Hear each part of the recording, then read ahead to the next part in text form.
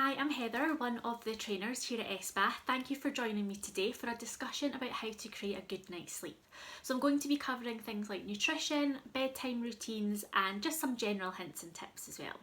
When it comes to nutrition, sleep deprivation really increases our appetite for things like stimulants and sugars, the things that we probably want to be reaching for but aren't going to do any good to our bodies. So we really want to be putting as much goodness and nutrition in as possible, and then we're more likely to get a good night's sleep.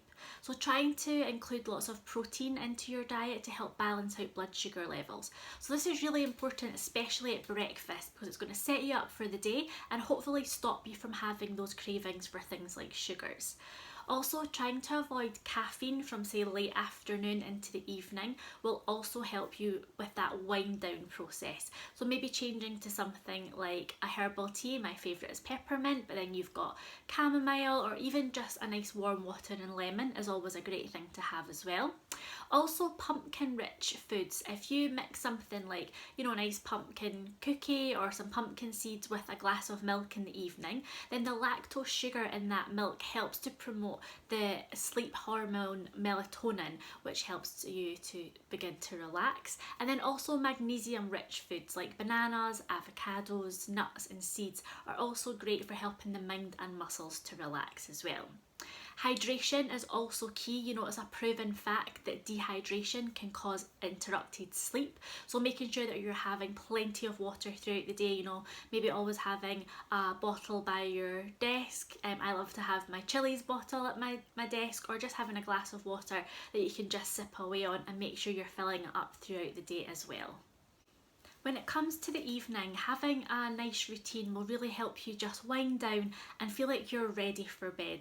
It's like a journey towards bedtime if you have a nice evening routine. So it might begin by just cleansing your skin, washing away the day, having a nice bath with some nice essential oils. So things like sandalwood, ylang ylang, lavender are all amazing to use in the evening. So you could use them in your bath. You could also use these essential oils in things like an oil burner as well, so really nice to have in the home. Candles and reed diffusers are also excellent for helping, just set the mood for a nice relaxing evening. So you could have some of those maybe around your bath as well. Also trying to get rid of technology maybe a couple of hours before bedtime. I aim for at least 2 hours. I find that, the blue light still stimulates my brain, so putting it away so that it's out of sight, out of mind a couple of hours before bed really helps. Also, my number one tip for a good night's sleep is having a pen and paper by your bed. Now, it might sound silly, but how many times you get into bed and a thought pops into your head? It might be something you've forgotten to do that day, or you must remember to do tomorrow, or maybe it's something that's been bothering you. Just getting it out of your brain and onto a bit of paper can really help. So it means that you're not going to forget it, you'll see it in the morning, but you have written it down, you can forget about it for now and hopefully have a good night's sleep as well.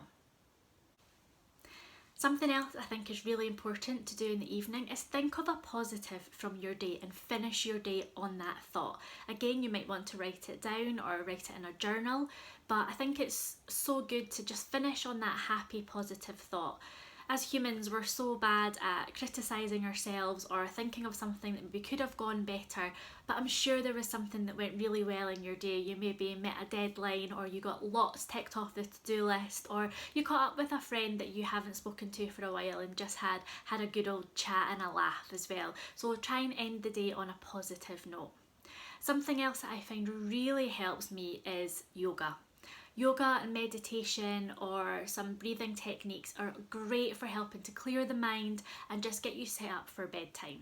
So if you're doing yoga in the evening, it's nice to do maybe a restorative or a yin class. These are a bit slower paced. You're in the postures for a little bit longer, so you can really get into them, feel that stretch, and it can help your mind to just empty and switch off as well.